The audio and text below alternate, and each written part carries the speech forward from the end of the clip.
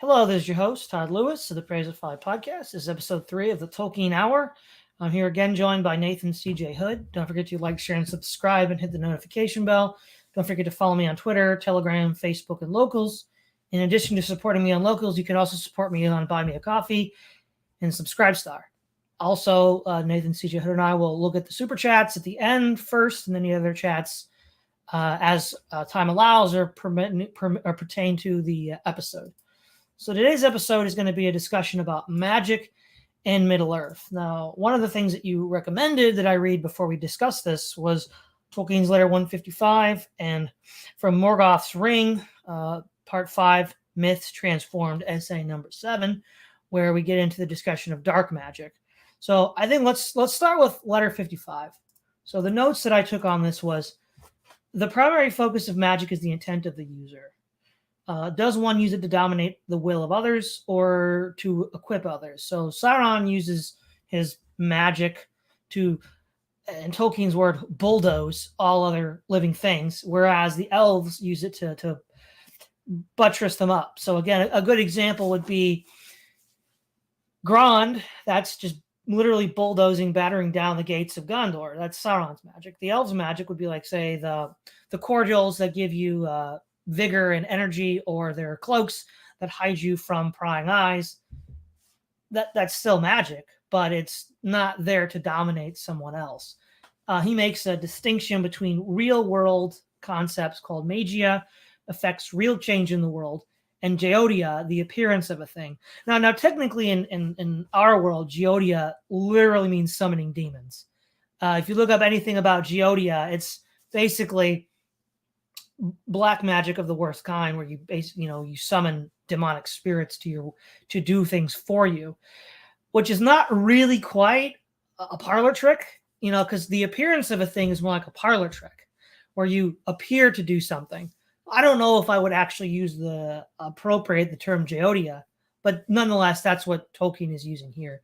And then magia affects some change in the real world.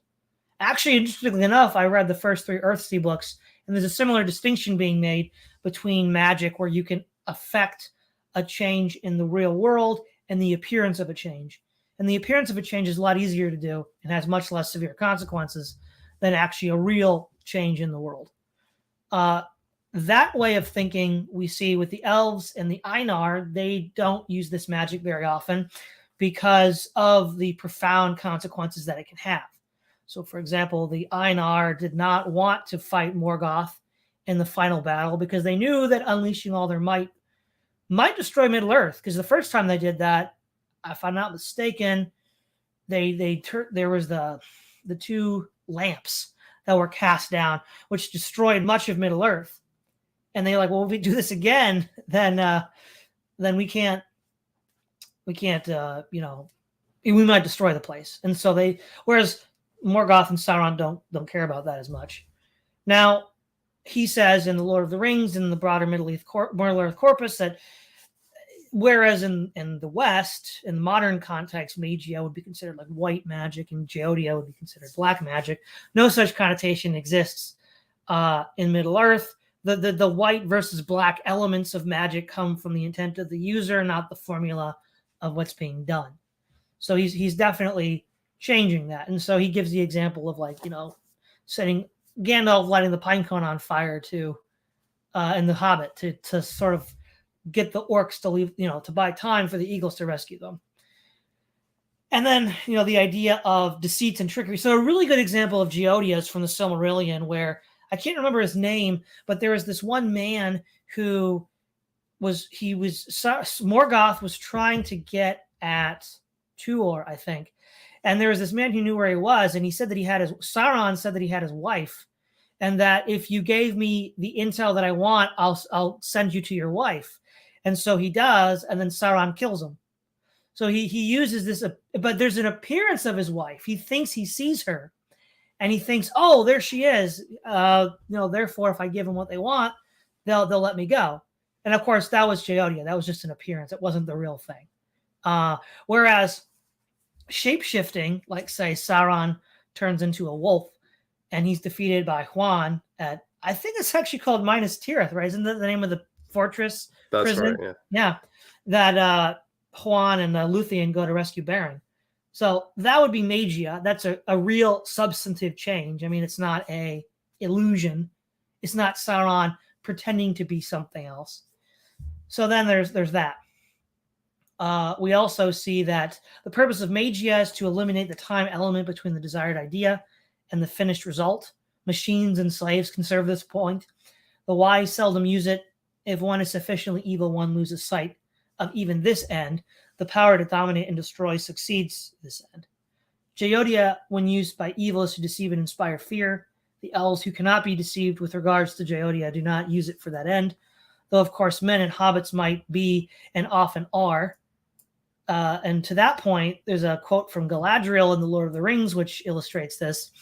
And you, she said, turning to Sam, for this is what your folk would call magic, I believe, thought, I do not understand clearly what they mean.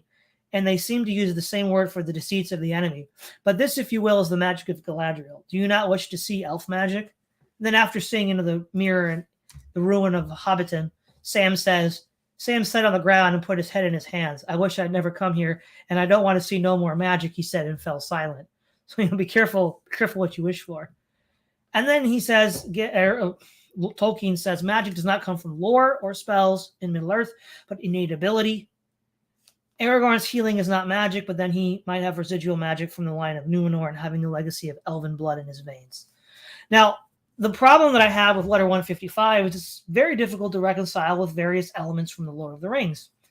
Right before going into Moria, Gandalf says, I once knew every spell in all the tongues of elves, men, or orcs that was ever used for such a purpose. I can still remember 10 score of them without searching in my mind. Okay, well, how do orcs and men use spells? And when Gandalf is fighting the Balrog, I do not know, answered Gandalf, but I found myself suddenly faced by something that I have not met before.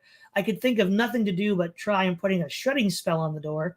I know many, but to do things of that kind rightly requires time. Even then the door can be broken by strength, and then I perceived my spell. What it was, I cannot guess, but I have never felt such a challenge. The counter spell was terrible. It nearly broke me.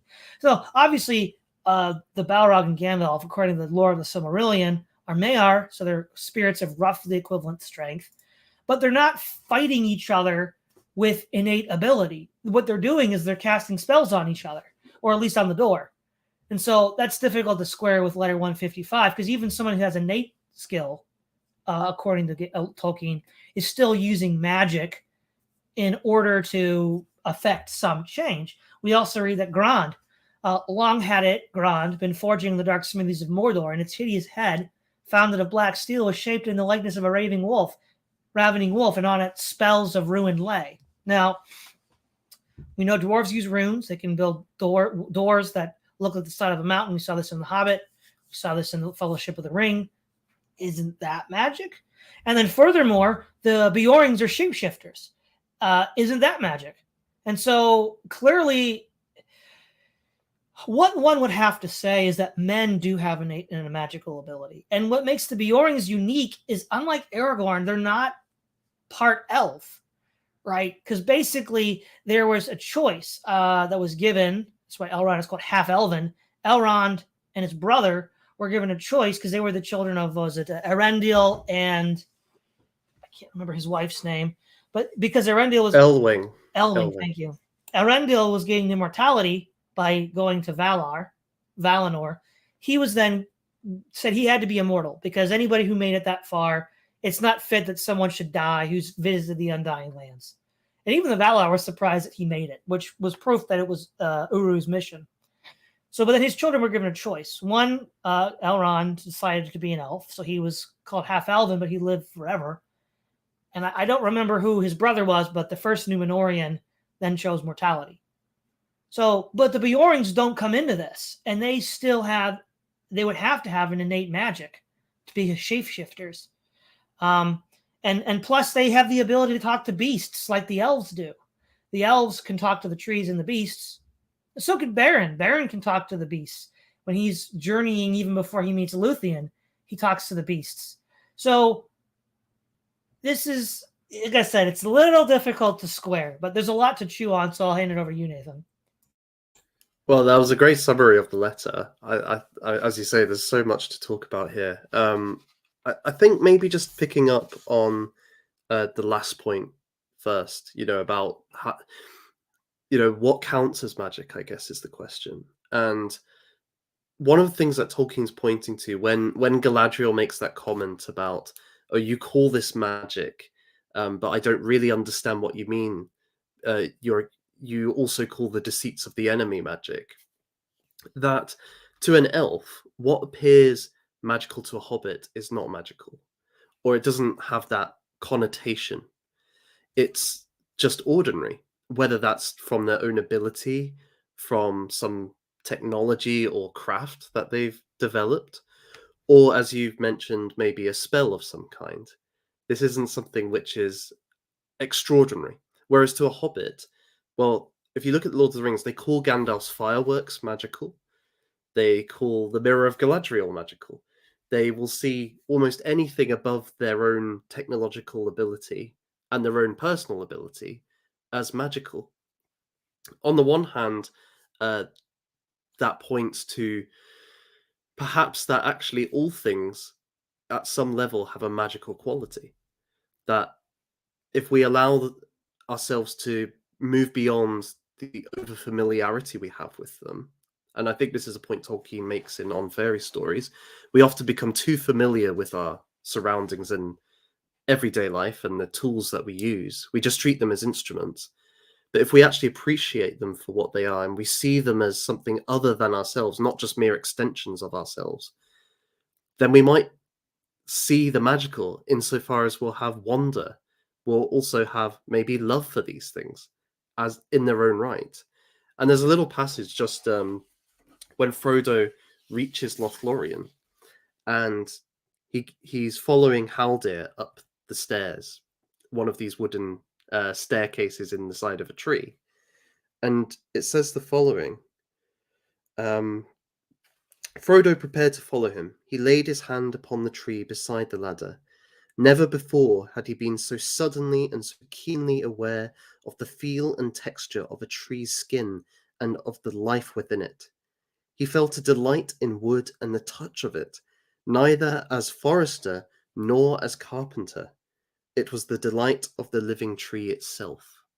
And I guess that's kind of, I think, an important point in terms of magicality, that if you see it as magical, you don't just see it as ordinary and mundane.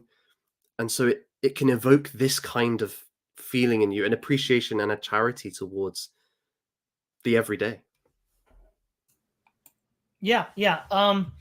Now I'm going to push back a little bit here because you were saying that we don't view these things as extensions of ourselves.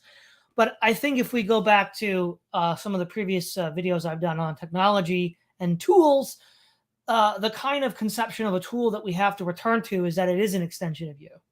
So I'll briefly recapitulate Ivan Illich's 3 eras of tools. The first one is the era of organon, where the tool is hence organ, hence a part of a biological unit.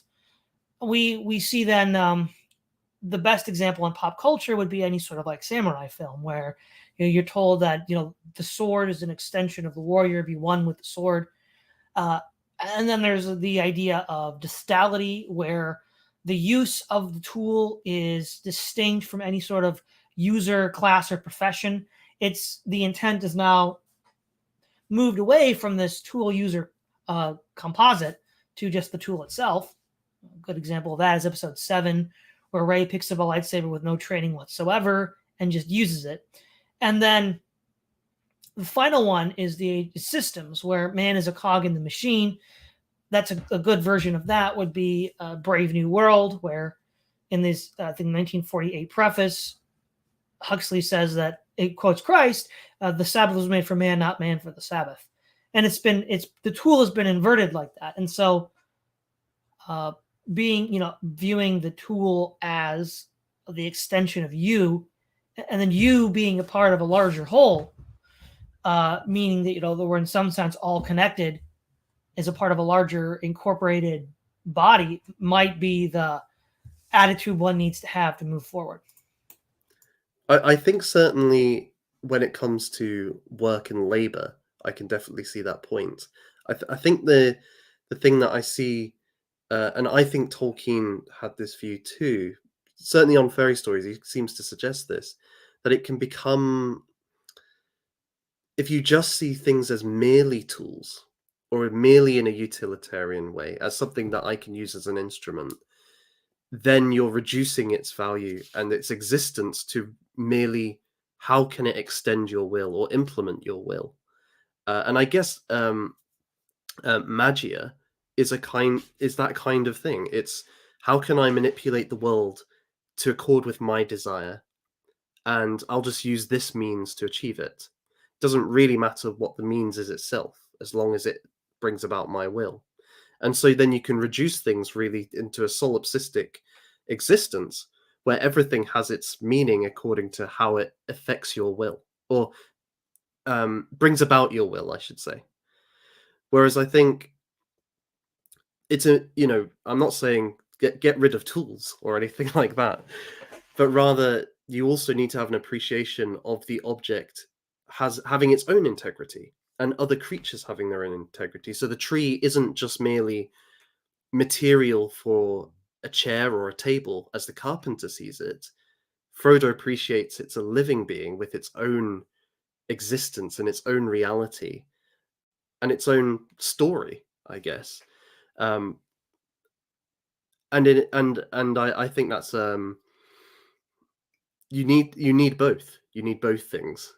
One or the other is, I guess, Tom Bombadil has this appreciation, but he's really unable to resist Sauron.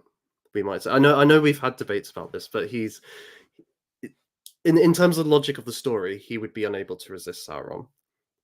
But on the other hand, somebody like Saruman reduces everything to tools and machines that can implement his will, and doesn't have this appreciation of the living things themselves. Right. The next place to move over is a sort of I guess you could say a bridge between this and then the section in Morgoth's Ring, is the distinction between what Tolkien calls Fia and Hroa. Fea is the soul or spirit of a thing, and Hroa is the body. So, and within the Silmarillion and the works of Tolkien himself, the spirit is considered a dweller and the body a house. So, when the person, the elf or the man dies, then the idea is being that the house is now empty. And so that's the sort of understanding that they have. Now, going back to letter 155, Tolkien, in some sense, is tying magical ability to one's fea. But the issue is, of course, men have one. It's different than that of an elf. Those who are purely spirit beings and don't have bodies at all, like the Ainur or the Eliar, are just beings. They just exist without bodies. And that includes the Valar and the Maiar. And so one way to start to say this, that if this needs to be contextualized, first of all, the Middle Earth and the entire Legendarium is an unfinished work. 2 years ago, I read through the supplementary work that Christopher Tolkien had put together on the Beren and Luthien and the Fall of Gondolin. And he compares how those two stories evolved from his father's original draft to where they ended up in the Silmarillion. And he basically says that because the Silmarillion is published after Tolkien dies. So after the publishing of The Lord of the Rings, he basically just quits. He just quits writing. He says basically that his father thought that it was a impossible task to finish. And sadly, the reason why he gave up was in large part because he didn't believe that there'd be enough people that would be interested in his work. Boy, was he wrong. But the problem is, that was long. The interest in modern times developed much later, much longer after he died. And so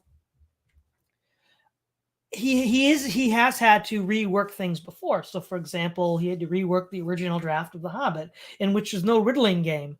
And yet the riddling game plays an important role in parts of the Fellowship of the Ring. So he rewrote it. So one could conceivably think that Tolkien would have to rewrite this. I've also mentioned in previous streams how Tolkien had to rewrite and reimagine the Blue Wizards. So it's, because it was an ongoing process that he never actually finished, there's going to be earlier iterations of it which don't match up with later iterations. And also, given that he changed The Hobbit to sync up with The Lord of the Rings and not vice versa, I think the parsimonious thing to do would be to look at letter 155 in light of The Lord of the Rings, rather than changing Lord of the Rings in light of letter 155. And in that case, I think what you'd have to amend it to say that the ability to cast magic. Usually, there's one of two ways you could use this distinction of Fia Chrora to help this out. One is anybody with Fea can use magic innately at some level, or magic is not just a innate quality, but something that is the result of artifice, like a rune or a spell. You'd actually have to say that because Gandalf uses spells and Sauron uses spells in The Lord of the Rings. So those are my thoughts on that. I think we can add something in here, which is the idea that, well, singing, it seems to have a magical component to it. The world is brought into being through song, and then various characters like Finrod Felagund, Sauron, and Luthien, they all sing, and they're able to affect real change in the world. Luthien is able to send Morgoth to sleep through her singing. So would that be maybe a form of Goetia or Goetia? You also have Bombadil, who sings to Old Man Willow, pacifying him and sending him to sleep. I wonder then if there's a sense in which if we connect singing with kind of magical ability, but it's a kind of speech as well, that such songs are both an expression of the self in relation to the world music of all music in that kind of undergoes reality. But then, like with Bombadil, what he says is, I know the song for Old Man Willow. There's almost a sense in which singing, you can sing about other creatures and bring them, changing them kind of bringing them to their true selves in a way. The problem with Old Man Willow is he's become corrupted and evil, and Bombadil's sort of restoring him to what he should be. Not a tree which isn't attacking people. If you took it in that sense, then maybe you could combine these different ideas together of the innate ability and the spell, because in the song they come together. And actually, when you're saying a spell, you're almost calling upon the songs of other creatures and changing them accordingly. Well, the other thing is we know that Sauron's speech is magic. Just his words. He's not singing, but his words.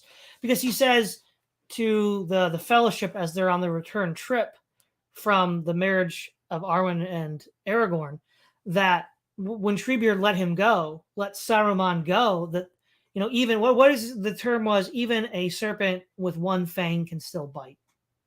And so, he was able to talk his way out from Treebeard, which again is similar to singing, right? It's a verbal expression, but it's not what we would call a spell in the sense that Tolkien is using it. Now, this also then ties into the section from Morgoth's Ring, where, and of course, Arda itself is Morgoth's Ring because Morgoth himself infused his own essence into, so that'd be the Hora of Middle-earth, in order to take it over, in order to control it.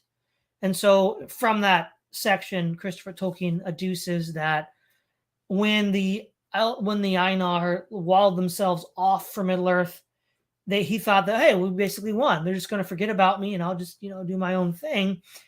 And they would have forgotten had it not been for Erendil, which nobody expected. Like, nobody expected Erendil.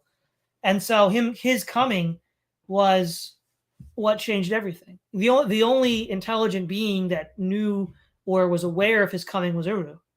And of course, that's why the Eldar didn't kill him and that he wasn't punished, even though Al-Farazon in the Second Age was punished for a similar deed. But of course, it's intent, right? Intent is the key thing here, because Erendil went there to save men and elves, whereas Al-Farazon went there to claim immortality for himself. What's interesting is, given that they said that no one who goes to the Undying Lands can die, I think Al-Farazon and his men probably do live forever, but they're in prison. because the earth swallowed them up. So you do get what you want after a fashion, I think is sort of what Tolkien is getting at here. He argues that in many ways, Sauron was more subtle and than Morgoth. Morgoth was just pure will to dominate, and in so doing, he dissipated his entire essence throughout Middle Earth. He then states that you can't. Well, Morgoth, being one of the Ainur, didn't have a Hora. He sort of took one on by imbuing himself into Middle Earth, but he can't really die. And also in the Silmarillion, we read that you can't kill Morgoth. I think Manwë tells Fëanor, you can't kill him. He's basically one of us. What are you trying to do? And Fëanor's like, well, I'm going to try anyhow. So, he does that. And it doesn't turn out too well for him or his children. And then he says that Christopher Tolkien, back to the excerpt, says that over time, existing beyond in the outside the walls of time, Morgoth will eventually reassemble his might and come back, which is probably where you get the legend of the Dagorwrath, where there's the one final battle with Morgoth. That's not true with Sauron, because when Sauron is defeated, Gandalf says he'll be a wraith and a ghost forever. He won't be a threat anymore. So he is fundamentally different than Morgoth in that regard. Tolkien seems to think that Sauron was less evil than Morgoth because there was no order to which Morgoth subordinated himself to, but Sauron subordinated himself to Morgoth's order while Morgoth was still in power in Middle-earth, and then even just to order itself, right? So his domination was not what Christopher Tolkien calls atheistic or nihilistic, but it was to have an order. It was his order, but it was not just to creative destruction for its own sake. And that the spells and magic of Sauron had power because Morgoth had already imbued his essence into the Hora of Middle-earth, without which it would have been much more difficult for, say, Sauron to do what he did. Now, with that in mind, I think this explains why men tend to be more easily fall prey to the deceits of Morgoth and Sauron than elves. Because we read that elves don't naturally die, and that they are bound to Arda as long as Arda lives, whereas men die and can escape into some place the elves don't know. And so for them, the corruption of Arda, they're more fitted to live in this world. So it's easier for them to resist Sauron's and Morgoth's allure. And since nobody knows what happens when men die, because even Manwë told Al-Farazan, we don't. The Eagles of Manwë told him, we don't know what's going to happen, but that's Uru's secret. So then that is that's the doubt that Morgoth and Sauron can use to corrupt men, and since men are more attached to their Hora, they're more susceptible to being manipulated. There's just so much to get into there. It's so rich, isn't it? I think it is.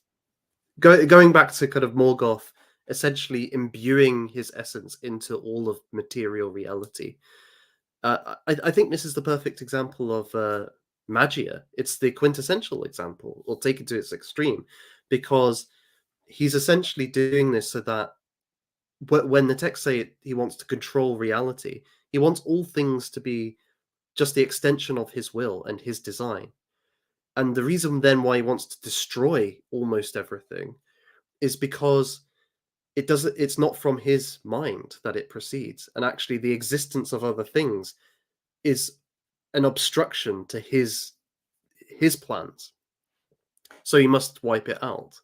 Whereas Sauron, to my mind, is very much more a Goetia kind of magician. He doesn't want to destroy other creatures. There's an element of destruction, I should say, but it's not his primary aim. It's to bring control over their minds and wills. So he's quite happy for them to exist, as long as he doesn't just have their loyalty, but actually controls what they think, what they feel, and how they act. We see this with the ring wraiths. Their wills are totally sublimated to the will of Sauron. They have no independent freedom from him. So whereas for Morgoth, the enemy is existence itself, and so magia is what he needs. For Sauron, it is Goetia, so that he can, because what he wants is to dominate all life. I think, and we see this with the way that Sauron operates, and I think he's a much more interesting villain for this very reason. When he goes up against the Númenóreans, he defeats them by tricking them, playing on their desires for immortality and for glory and power, and convincing our Pharazôn to invade Valinor, which is he knows it's never going to work. With the elves, he plays on their desire to make things better, to heal the world, and bring kind of their gifts to Middle Earth, and so tricks them into forging the rings of power. So the threat that Sauron poses isn't just pure destruction or violence and force. It's actually deceiving you about the nature of reality, about what's good and what's bad, what's right and what's wrong, what's real and what's not real. And when he's tricked you, you end up doing something which is detrimental to yourself and to your freedom. And perhaps in the Lord of the Rings itself, the One Ring, which remember has Sauron's essence in it, his will to dominate all life, its operation and its threat to Middle Earth, perhaps more powerful than Sauron's armies, is deceiving people into wanting it for, I guess, their own magia, right? So Boromir wants it because he will be more easily able to defend Gondor with the One Ring. At least he believes that. Sam's tempted because he believes he'll be able to overthrow Sauron and make Mordor into a beautiful garden. So again, it's this it's an illusory sort of magic which brings you under the sway of of Sauron, whereas Morgoth doesn't seem to have that kind of he doesn't seem to have that sort of magic more readily available to him. He's more about crushing his foe. Right. So the key difference here is that Sauron, unlike Morgoth, does not in principle object to the existence of other things. And at least in Tolkien's mind, that's what makes him less evil, though still evil and still a threat, but also less dangerous too. Because right, Morgoth's triumph, again, when we going back to Arendelle, he's he's already taken Gondolin, Nargothrond, and the only Elven city that is still holding out in the mainland is Doriath. I don't think the girdle of Melian protects Doriath, but eventually, well, what again I'll say about the door he put the spell on. He says even might can break it down. So given to someone as powerful as Morgoth, he could have just eventually beaten down the girdle of Melian. I think at that point actually the Sons of Fëanor ravage it because they're after the Silmaril. Oh yeah, they kill Dior. So there's only I think it's Lindon, or at the very south. South is a haven. There's the haven. That's it. Right. So it's not Morgoth that destroys him. It's the result of Morgoth's actions, because the actions of Fëanor's sons are the result of the oath, which are the result of Morgoth stealing the Silmaril. Yes. Right. Okay. But yeah, he basically is like, look, if you Valar don't show up, Morgoth's gonna take over all of everything. Like nobody can stop Morgoth.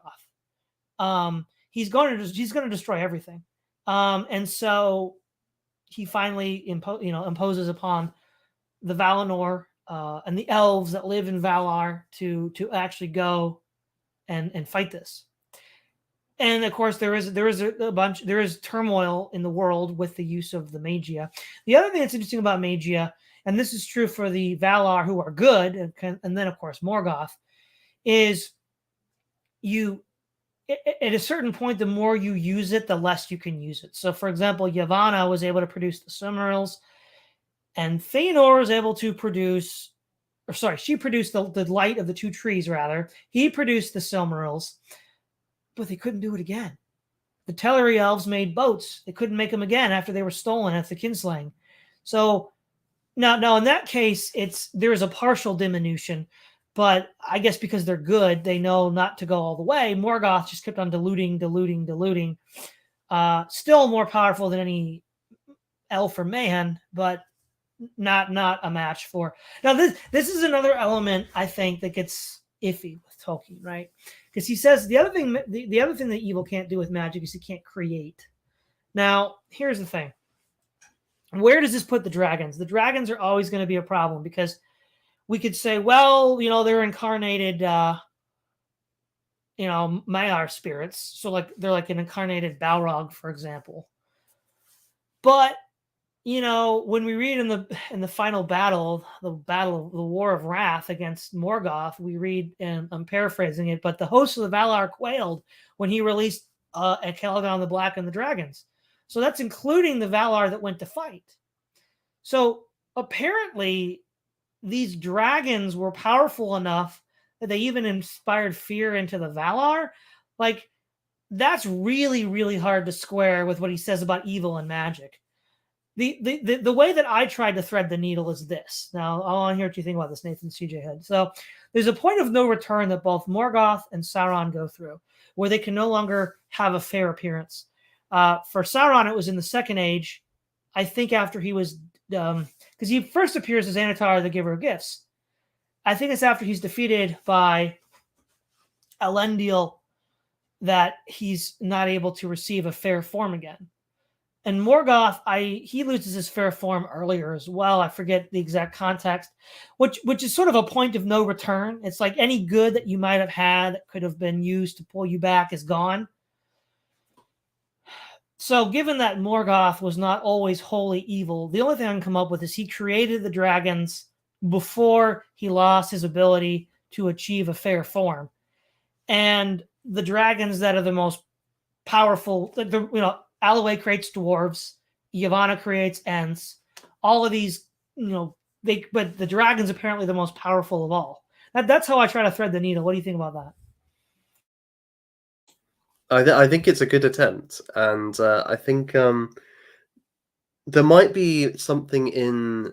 I think it's actually the next essay in the Myths Transformed from Morgoth's Ring, where he talks about the creation of orcs, and it's probably his longest kind of discussion of that. And there, he's still holding to this principle: evil can't create, but he suggests. So as you mentioned, Sauron's kind of point of no return is much later in the story. It's after the Akalabeth. It's in the Second Age. So in the First Age, he still has some good in him, and he even has the opportunity to repent after the fall of Morgoth. So he reckons Tolkien kind of surmises, well, maybe Morgoth couldn't have created orcs, but Sauron could have, because he still had some goodness in him. And if you took that logic for, and he says, this was when, after the First Great War, before really elves get involved, Morgoth's locked away in the void for some time. Mm-hmm. This is when Sauron could have been doing this stuff. So maybe that your idea would fit with that, in terms of Sauron being the agent. And remember, he was a craftsman first and foremost. Wasn't he taught by Alloway? Exactly. So if you then take this, you could apply that to the dragons as well. Maybe Sauron could have done that, if we kind of take Tolkien's logic further. But you still, I find it still doesn't quite work for me. And the reason why is, I think, as we've been saying throughout, for Tolkien, the key isn't, it's not like whether the thing itself is evil. It's the motivation, I guess, is what determines whether a thing's evil or not. So the creation of dragons, if it was done out of love, for creating a beautiful thing, a magnificent life form, that would be good. But Sauron, if he is creating the dragons, or if it's Morgoth, they're not doing it because they have a kind of delight and joy in this new existence. They want these dragons to help them conquer Middle-earth and to bend it to their will, whether it's to destroy it or to be subservient. I just thought of something. Hold on. I want to run this by you. Maybe this can help. Okay, so Alloway makes the dwarves, and Uru says, he says, if you wish me to, I'll destroy them, because Uru was not happy that he made them without his consent. And because they already had the Fae life in them, he told Alloway to not destroy them. And then he then would work them into the song. So it's a kind of like minor rebellion. What if we envision Sauron, being a student of Alloway, tried to make his own life forms. Uru confronts him and says, he wants to test them. And instead of Alloway's response of attempting to destroy them, he says, no, this is just as good as anything you've made or Alloway's made. Therefore, that choice, which is evil now and rebellion against Uru, then taints the rest of their course. I guess so I think that would have made a great scene, and I think that would have been really interesting as a parallel to the Aule event. Again, though, I think the issue that you come up against is, well, Aule's situation. If Eru hadn't blessed them, they were essentially going to be puppets of Aule. They wouldn't have had their own will or freedom and life. They would only exist insofar as Aule kind of directed them. But when you read that essay, Tolkien's very explicit in saying the orcs aren't puppets. They have their own life, they have their own consciousness, they have their own ability to make decisions.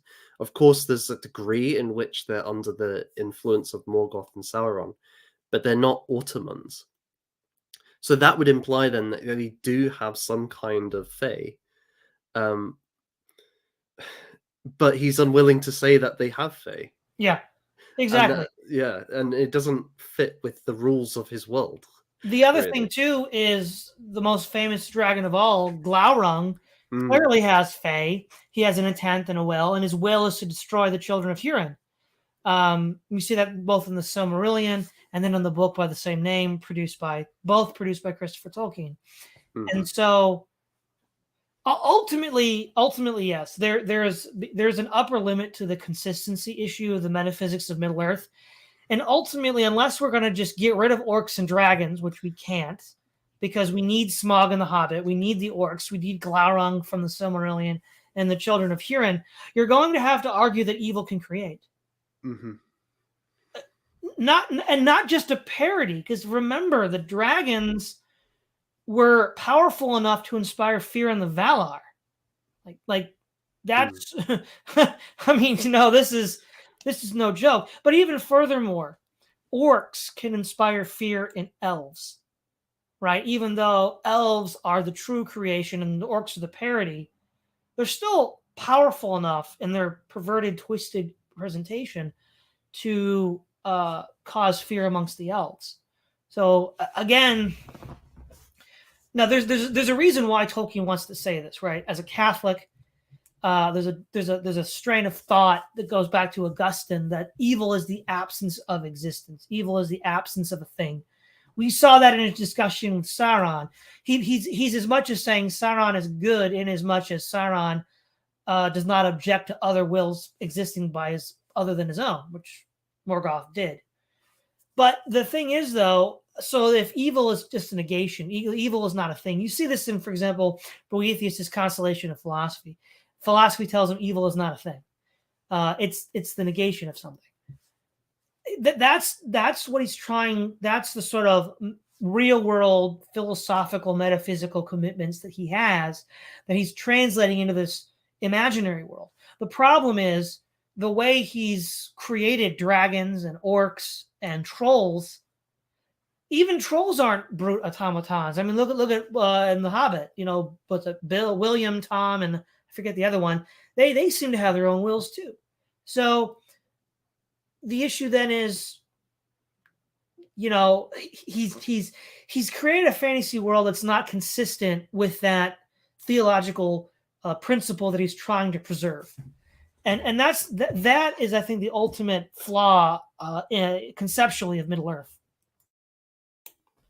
I think so, and we've been over that in terms of in a way it's important because it then allows for certain characters to be characterized as absolutely evil, and thus not they don't demand mercy, whereas the characters who have some good in them, the main characters are expected to show them forgiveness and mercy where possible, whereas an orc never gets that opportunity.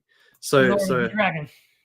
Yeah, so it's key to the logic of the story in a way. And I guess maybe if we were to be charitable as well, I guess he's populating the world with a load of different influences, and these creatures like dragons and orcs, goblins, they come from mythologies which aren't necessarily Christian in tone, and so they belong to the created order, I guess.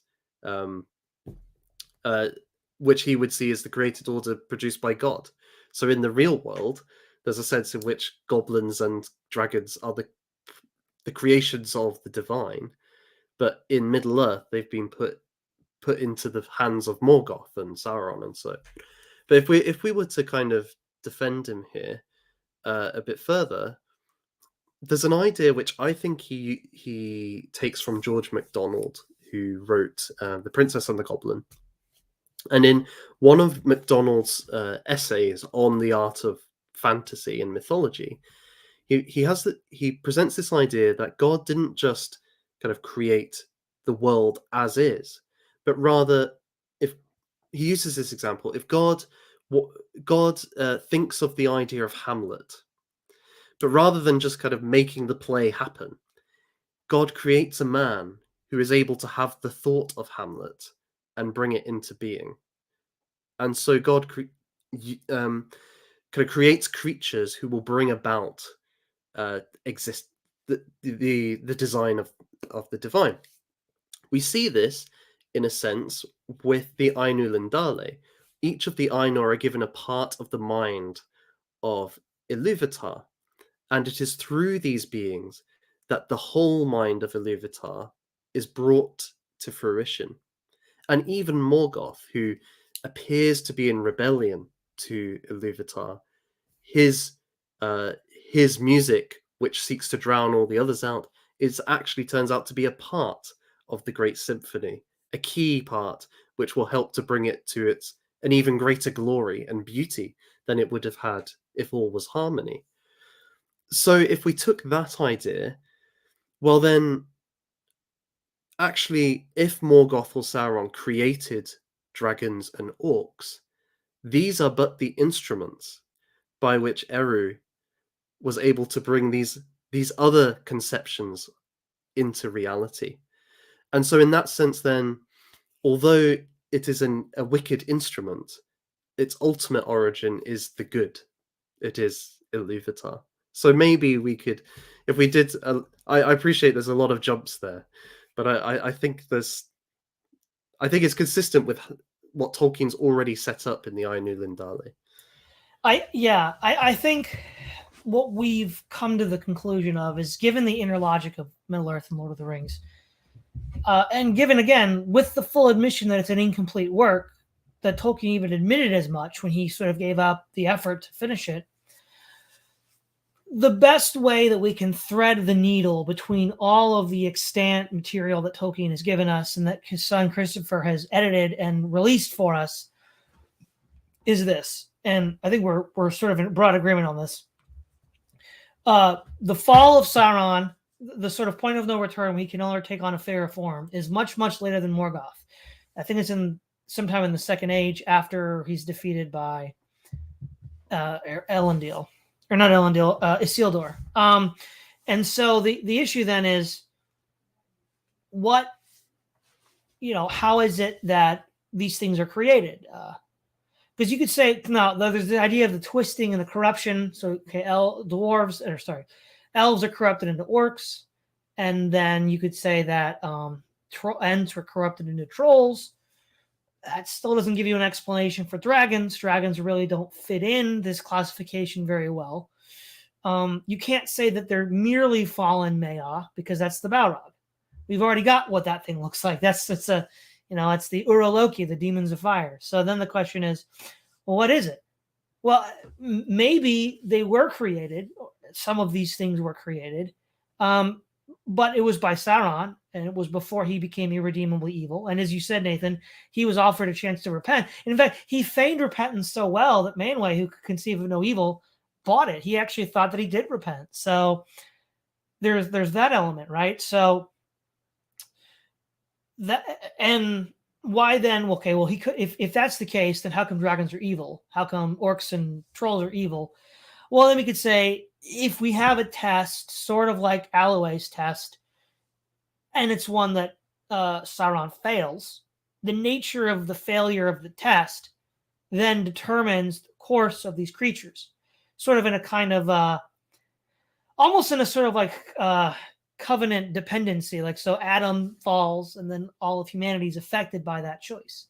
You could say that Sauron fails this test, and that affects him, of course, and it also affects these other creatures that were his creations. I think there's another thing that I find doesn't fit very well, but we probably should address it in this point. Is Ungoliant. We have this monstrous spider who just desires to consume the whole world. Essentially, she's almost the embodiment of Morgoth's worst tendencies. She devours the trees of light, and Morgoth himself is kind of terrified of what he's unleashed here. But I can't think of a time where it's explained, her existence is explained at all in the text. She's just kind of there. Well, yeah. And so that's an interesting factor, because okay, with orcs and trolls, there's a clear kind of Morgoth created these. You could maybe say with the dragons that they could also be like Ungoliant. But then you have the idea that actually, okay, they were already in existence with the creation of Arda, which would imply that they were created by the Ainur, or as instruments of Iluvatar, as part of the original creation, which was good. So, is this a kind of like the serpent in the garden sort of situation? But if that's the case, then they have an independent existence from Morgoth and Sauron. Then they're not the direct creation. So that could be some removal of that problem. Well, okay, so 2 points here: Ungoliant and then the dragons. I'll start with the second point. That can't be true of the dragons, because in the Silmarillion we read, again, after 100 years of Glaurung, the first of the Uraloki, the fire drakes of the north, issued from Engban's gate by night. That's true. Yeah, he's the first one. So he was made. Yes. Ungoliant, well, he was made after the Elwinde. But yeah, Ungoliant's an interesting one too, because we read that when she demands the Silmarils to consume, and Morgoth does not give them to her, she then spews webs all over him, and he cries out, and the Balrogs come to his rescue. So there's two things here.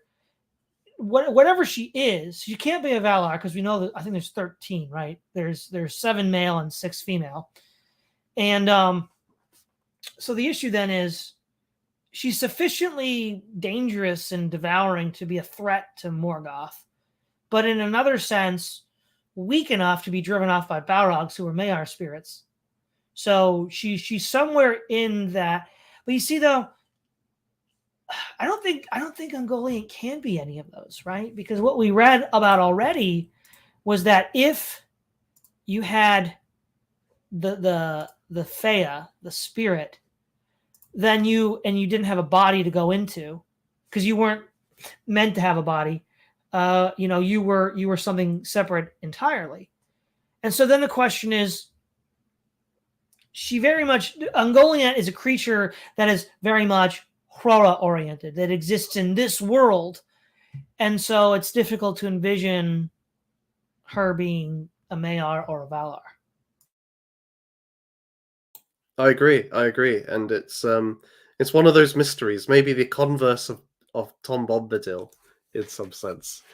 She desires to consume the whole world. He seems to exist from the beginning within Middle-earth, but loves it and enjoys it and does not wish to consume it.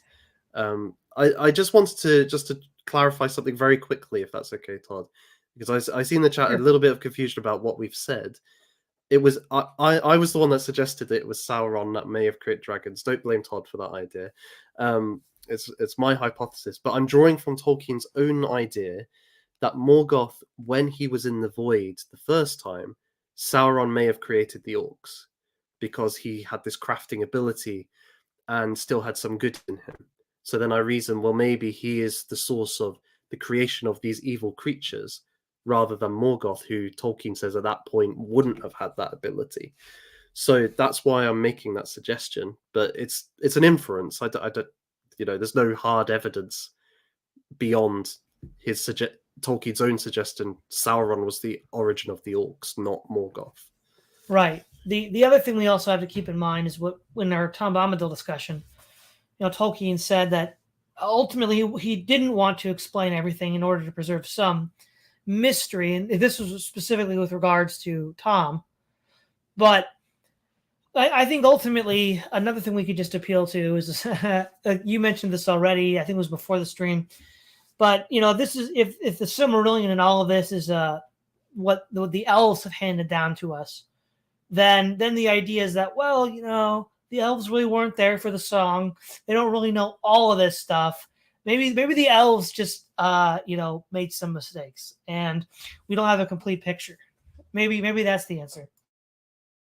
Definitely, and that might be a good point just to talk about something with the elves that I think is important with discussing magic, because so far we've been contrasting Morgoth and Sauron and the powers of darkness with the elves and maybe the Gandalf and so on using magic in a good way, and generally in the Lords of the Rings you do see the elves, they're trying to protect their realms of Rivendell and Lothlorien using the magic of the elven rings.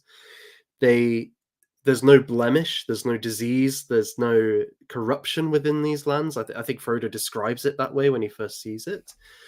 They are healers as well. So when Frodo's injured by the Morgul blade, it is elvish magic that helps him, that saves him essentially. So it seems good, but the danger of the elves, or the danger of elven magic, is almost a possessiveness of the current moment and not wanting it to change or decay in any way. That Lothlorien is described as timeless, that it doesn't have the weariness of the passing of time does not affect it, that the grief associated with that does not affect it. But in a way, this is for Tolkien an idolatrous thing, because it's trying to keep the paradise on Earth where it shouldn't be. And so when we come to this idea of absence being the presence as evil, as the negation of something is evil, this is very much an elven mindset, because to them, unless something is perfect, then that's a bad thing. And so they strive with all their might to keep their little realms perfect for as long as possible. Right, and to tie that into the broader intentionality of magic that Tolkien considers so important, I think another way you can contextualize this whole discussion is living beings in Arda have to conform to some pattern. Now, is it the Song of Uru, the original pattern? Is it Morgoth's deviation? Is it Sauron's deviation? And so all of these Magia and Geotia are used to bring living things in line with a given pattern. What the elves do, what the Astari do until Saruman rebels and follows his own will, is to follow Uru's will.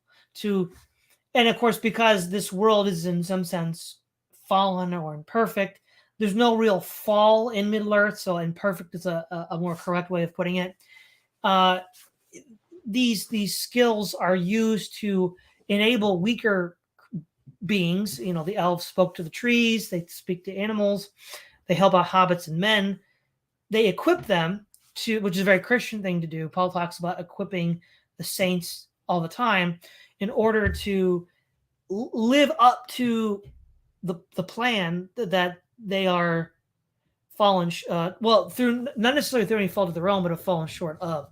Because given the co-creative aspect of the Valar, and even to a lesser extent the elves, it's more like in the cosmology of Middle-earth, this is an imperfect world with room to grow and develop that was supposed to be this sort of like it sounds flippant, but a playground for these entities to create in order to work with his plan. Of course, they don't always work with his plan. Morgoth and Sauron famously follow their own plans, and yet this is the one of the key aspects of elves and the Astari that keeps them on this direction towards Morgoth. And as I've said, and you've mentioned recently just now too, is their magic is less obvious. Even if it isn't Gaotia, even if it is Magia, it's not Grond battering down a gate. It's a cloak that if you wear will protect you from the eyesight of people you don't want to see you. So, for example, it's the elven cloaks that help Frodo and Sam get through the dead marshes, even though there's Nazgul flying overhead. They don't see them. We also see the Phial of Galadriel, which uses light to drive away Shelob and with Sam. And we also see the cordials that can restore vigor and health to and Lembas bread. They both restore vigor and health to a flogging spirit. And these are all aids to the user, right? We're giving you something that you can use to then perform the work that has been ordained for you. Whereas the closest thing the side of good has to the sort of dominating element is a weapon. So, for example, the dwarf Telchar crafted, Aragorn's sword, Narsil, and that's a weapon. Grond is a weapon, right? So but again, it's the use of the weapon that's also different, right? Sauron is using Grond to dominate a group of people, Gondor, that did him no wrong, whereas when Narsil was forged, it was to fight Sauron, and of course, it was to overawe the orcs. And you said no mercy is given to the orcs. I think that's right, and it's again, we keep coming back to this in this series. It's the principle of liberty, which seems so key to Tolkien, that the allowing of other creatures to exist and flourish, and the elves talking to the trees brings about the Ents. So, in a sense, their love for the trees actually brings into being a new form of life, or an evolution of life, we might even say, to a new level. It's a greater existence than it was before. I think though the danger with the desire to make paradise on earth that they can sometimes fall into, which leads to the creation of the rings of power, is that in the pursuit of perfection comes this inability to allow freedom to a certain extent. It's that's the danger, because then, well, in the sense of like, well, the only way I can maintain this is to remove it from time itself, or from the realities of the world. I can't just let this tree have its natural course. I have to seclude it from all of these forces. And this is a choice that the elves are making. Now, these are lovely realms. They're not bad places. They're often sanctuaries during the story. Rivendell and Lothlorien are not presented as evil places at all. But they're out of place and out of time. They shouldn't really be in Middle-earth, and with the passing of the rings, they no longer can exist, because those realms have passed into the natural order once more, as it were. So I do see a tension there with the elven approach. But that said, as you said, at its best, it's about enabling creatures to more fully be themselves and more fully be free at its best. But it can slip into the other. Well, and it's interesting. You've been talking about how elves in their magic can be perverted, and we've sort of forgotten or left out the most important, and that's Fëanor and the Silmarils. Possessiveness. So after the two trees are killed by Ungoliant, Yavanna asks him for one of the Silmarils to smash, and the other Valar are like, "Yeah, you wouldn't have the light from the stars if it weren't for Varda, who gave us the stars, and you wouldn't have had the trees to draw inspiration from if it weren't for Yavanna. And so she can create a lesser version of the two trees from the Silmarils. And he's like, no. Huh. But ultimately, see, even though it doesn't matter in one sense because Morgoth steals them, it matters in another sense because it was a test and he failed the test, right? Even though the object of his desire was already gone as he was being tested, it's failing the test that still matters. And then that has a cascade effect from that moment on all the way until the War of Wrath. And so the possessiveness specifically, okay, so there's two distinctions of elves. There's those elves that went to Valar, and then there's those elves that remained in Middle Earth always.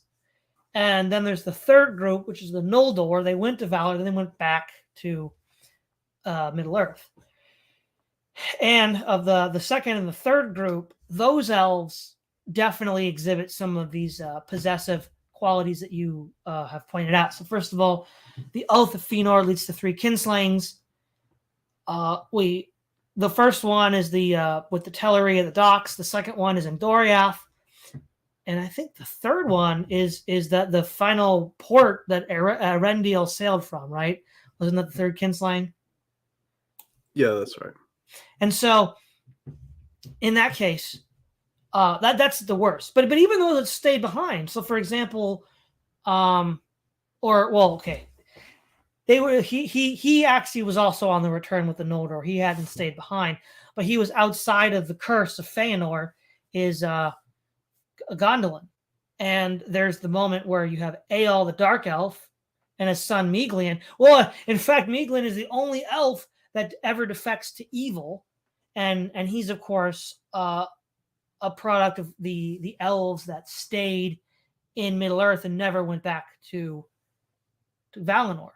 And so there's that. Ultimately, the king of Gondolin is rather stern and uncaring and throws Eol down a great height to kill him.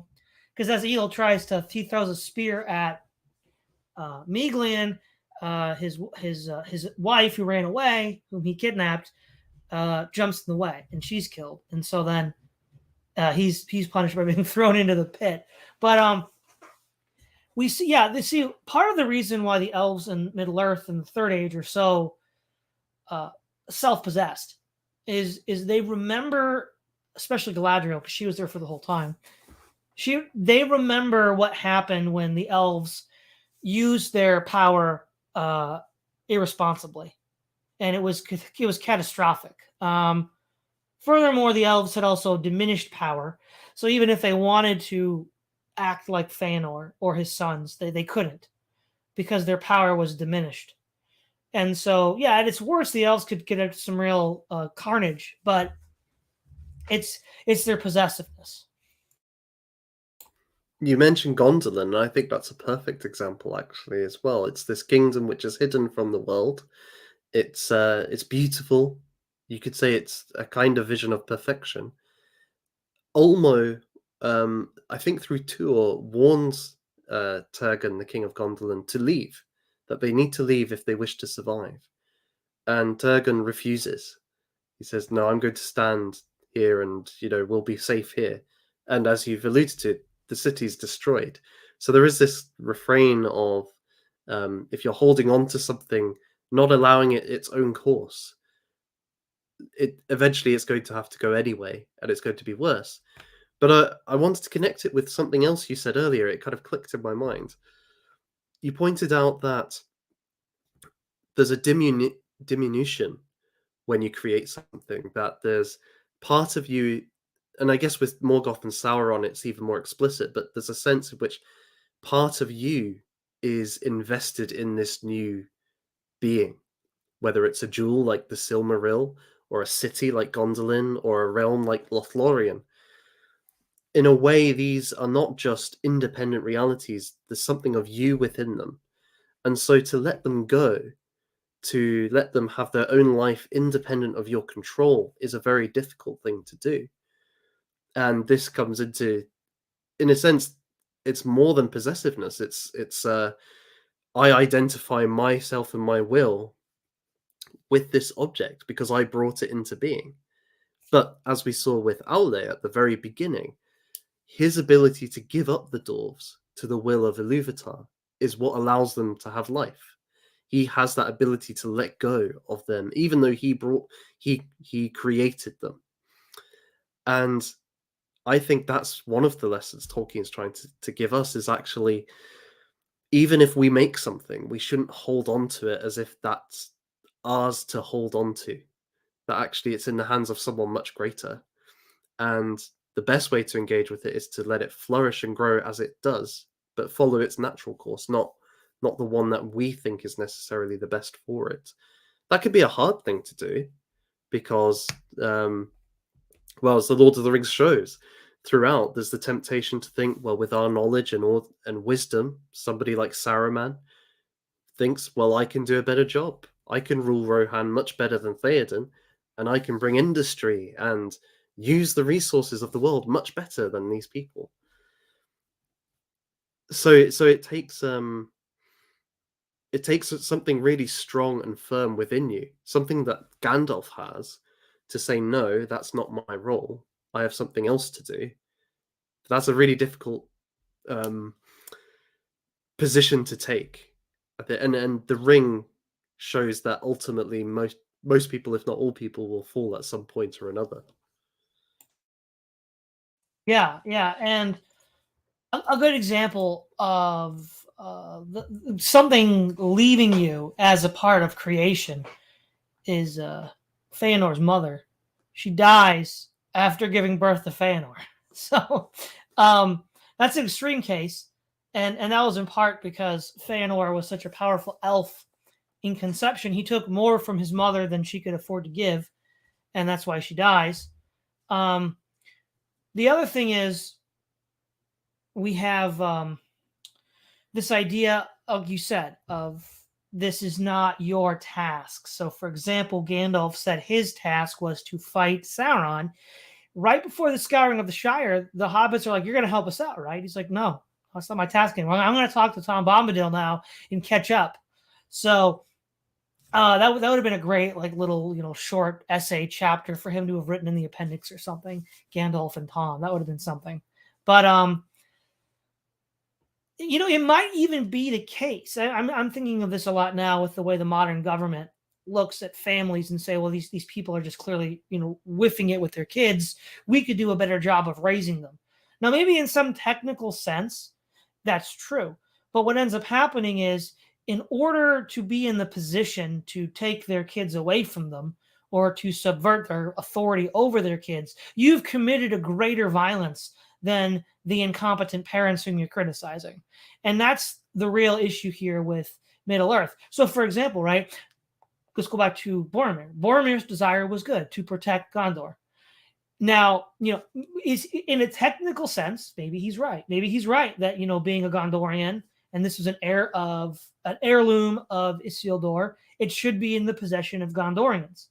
But the thing is, though, Uru did not wish it to be so. Gandalf tells Frodo at the beginning of the Lord of the Rings that, a higher power, nudge, nudge, wink, wink, Uru, willed Bilbo to get this. And, could Boromir have used it skillfully in war? Yes. But he would have committed a greater evil taking it from Frodo, specifically after he swore, an oath. Well, there were no oaths on the Fellowship, but after he gave his consent to join the Fellowship, it was a greater evil would have been done. And so we see this again with the kinslayings, right? The theft, in avenging the theft of the Silmarils by Morgoth, you could argue was in some sense justifiable, but in the way that it was done, he committed greater offenses. He killed fellow elves.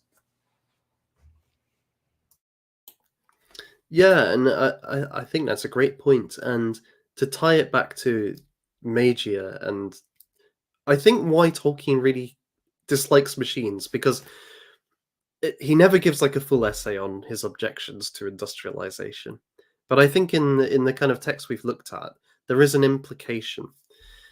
With Magia and with the machine, what you do is you make something easier to bring into being. It's easier to manipulate the world. It costs less labor for you to do it, and you can achieve more spectacular results, and it's more immediate.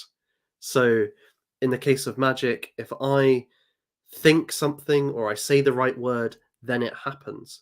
So Gandalf putting his staff down on the bridge and it breaking underneath the Balrog. Now, if you did that manually, it would take a long time. You know, you can imagine the whole fellowship standing there on the bridge, hacking it with swords. It wouldn't have been enough time. But with a word and with an action, it's done. And the machine does the same thing. With a machine, you can achieve things that you couldn't just with ordinary labor and ordinary tools. And I guess this is part of the whole, Elol talking about how with the emphasis on efficiency, we're always seeking better methods to make things more immediate, more productive, less time spent on it. But the danger of that, then, I think, for Tolkien, is well, if you're making things easier to do and more able to affect your will immediately, then anything which opposes your will, you'll start to want to get rid of. And that includes other people or other or moral obligations as well. And so repeatedly within the stories, you find it is craftsmen who are most likely to fall to evil of anybody in this world. It's Sauron, it's Saruman, it's the dwarves, it's the elves, it's the people that make stuff who are really at risk. And I just can't help but think of when you hear people talking about transhumanism and augmenting the human body, and somebody like Elon Musk talking about the neural link, putting a chip in your head that you'll be able to more immediately communicate with other people. You won't even have to speak. You can just send a thought to their mind. If you have that sort of power, will it not inevitably lead to a kind of desire to eliminate other people, to just have your will on the world? We're already seeing this to a large extent with censorship, with the desire to bring in digital ideas so more people can be controlled. If they can do that to your thoughts next with the neural link, it's just everything. So yeah, I see these things as connected for him. I wonder what you think about that, Todd. Yeah, I think as well. A lot of these things are connected because other people become perceived as impediments to will. Well, that's what happened to Morgoth, right? We talked about earlier in the stream. Morgoth viewed all other consciousnesses as an impediment to his own, and that led to the nihilism of Morgoth. But could I just put it like this? I just thought of it. It's more efficient to eliminate the freedom of others in affecting your will. Yeah, there we go. Yeah, that's the danger of maximizing efficiency at all costs. And then, of course, it begs the question: which will, why yours and not someone else's? So there's that too. But we're nearing the end of the show, and there's some comments I'd like to get to as well. So, what do you want to leave us with before we wrap this up, Nathan? I think. Well, firstly, thank you for having me on again, Todd. It's always a pleasure, and I always learn a lot. It makes me think about Tolkien, which is great. I think just returning to this idea that for Tolkien, there's different kinds of magic, but they're not inherently good or evil. It's the choices that people make, the motives they have in using the magic, and to what end? Is it to allow an independent life to grow, to make it more fully itself and flourish, or is it to dominate it or destroy it? These seem to be the line for Tolkien. So I think given this is a series on power, it raises a question then about, okay, we have these instruments in the world that power can use, but the value of it depends upon its motivation. It's not the thing itself, it's how governments, politicians, leaders decide to use it, which determines their rightness and wrongness. Yeah. So first of all, we have 10 euros from Sabine Ren 21. Thank you for the 10 euros. Perhaps, or pound, euros. Is it pounds or euros? That is pound sterling, the good British pound. That's right, the pound. Okay. Perhaps the difference is the elves, the dwarves use magic in accordance with the will of Iluvatar as opposed to Sauron, who uses magic in accord with his own will.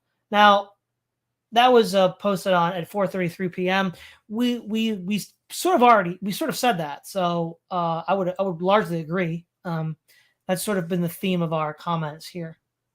See, I would make a slight distinction here because I get the point that's being made, but I think in a technical sense, everything that happens in Middle Earth is the will of Iluvatar because it's been providentially ordained that even evil actions are part of his plan. I would rather say that what distinguishes them is that the elves and the dwarves, when in general, when they're using magic, it's to this kind of flourishing. It's supporting the creativity of Iluvatar, whereas Sauron and Morgoth believe they are in rebellion to to Iluvatar's plan. But actually, it's still part of Iluvatar's plan what they're doing. They just think they're against it because they're trying to destroy it or dominate it for their own ends. But I get the point. I know I'm being a bit pedantic, but I think it's an important metaphysical distinction. Another interesting comment here is Sabine Wren 21 again. Nor do vampires or werewolves fit into a known species of genuine creation. That's also true. Like the Beorings, they're skin changers. These are evil skin changers. And I think that's when we read about the werewolves and the vampires, they show up in the Silmarillion mostly. There seems to be some acknowledgement of evil bats, of course, in The Hobbit, because there's bats in the Battle of Five Armies. But the skin changers don't really fit in, like the Beorings, the vampires, and the werewolves. They've all got some animal form or heightened animal form that they can turn into. One of which is good, the Beorings, the other two of which are evil. And it is interesting because this letter 155 really doesn't deal with skin changers. Because are they even? I mean, we know the Beorings are mortal men. Are the vampires and werewolves immortals or mortal? I mean, it's an open question. I agree. It's maybe he just forgot about all of these figures. They don't feature in the Lord of the Rings, and What would the Beorings do? Do they? Because they're in the Hobbit. Well, briefly, when Frodo is on top of Amon Hen and he puts on the ring and he sees that Middle Earth is surrounded with war, there's a line that says something to the effect of the Beorings in the north. Okay. Also, in the Council of Rivendell, the dwarves claim, or somebody claims, that they wouldn't have been able to make it had the Beorings not kept the trails clear of orcs. Okay, so they are in there then. I was just thinking, you see, of the context. He's responding to a review by Naomi Mitchison, who, if folks don't know, she was an author of this period, who she was actually quite influential on C.S. Lewis. And if you read his essay on equality, he mentions her view on sexuality as being key to his understanding, and it's manifested in that hideous strength. So there's somebody that's kind of in conversation with the Inklings. And I wonder if we read the review that she wrote, whether there would be certain aspects which are drawn out there, or things she's mentioning, which he's responding to, may not feel it necessary to go into the Silmarillion and so on. But I take your point on the Beornings, that they are there, and this defense doesn't save him from that. Yeah. Now, again, you're right, though, about the werewolves and the vampires. They are from the Silmarillion. And then, I mean, again, the Lay of Luthien, which is sort of standing outside. I think here's the thing, though. I think given the importance of Baron Luthien to the entire point of Tolkien, I mean, when he died, his tombstone, he had Baron Luthien put on him and his wife. Also, Arwen is considered a second Luthien. I think whatever's contained in the Lay of Luthien is canonical in the same way that the Lord of the Rings is, because of its importance to the story. And in that case, the vampire is mentioned, the vampire bat. That's what Luthien disguises herself as. It is worth saying, though, that in that story as well, Sauron transforms into a vampire back to And a flee werewolf. away. And a werewolf. He fights Swan at Minas Tirith. So could they be Maya, perhaps, then? Is there an indication that these creatures, at least, could be these sorts of spirits taking incarnate form? That could be. Now, that would at least solve the werewolf and vampire problem, but it wouldn't serve the Eoring problem. That one still exists. That exists, yes. Also, same guy, Sabine Rand 21. Where the fell beasts of Nazgul pre-Morgoth, they're described as being forgotten. Yeah, the fell beasts don't fit in well either. In one letter 221, Tolkien says that the fell beasts look like a pterodactyl. And that's what he said they look like. But as to their origins, yeah, it's I know. So where does all this come from? You know, I almost want to say the fell beasts are a subspecies of drake. There's what's called the cold drakes, and they're dragons that can't breathe fire. Mm-hmm. I think you could maybe argue fell beasts are a subspecies of that. But yeah. Well, Jacob J had an interesting comment earlier in the chat, and I thought it was an interesting idea. He was arguing that, you know, in the original music, when Morgoth kind of disrupted it and you know, put his kind of evil into the music, it may have created or led to the creation of beings independent of Morgoth's own will, who exist just as part of Middle-earth or Arda. So when it's created, because the music had this kind of factor within it, they already exist. So I think that's an interesting way of putting it, and I can see it having some strength to it. That would explain a lot of things, like Ungoliant, even, right? Mm-hmm. Explain her. And it could connect in the sense that if we see like Ungoliant's will to devour, and Morgoth had that in himself, then and to destroy that which is not themselves, then you could see maybe an origin there of like, oh, it's she's not under his will, but she's inherited some of the traits that arose from the evil he introduced into the world. Interesting. Here, Minoan says Uncle Ted was Tolkien told. Maybe so. Let's see here. What else? Anything in the comments that we need to look at? I think a lot of this is kind of contingent upon the chat talking to itself. But yeah, again, thanks everybody for tuning in. Thank you, Nathan Hood. It's always a pleasure to have you on. Always a pleasure to be here. Thanks for having me on. This is Todd Lewis of the Praise of Fly podcast signing off.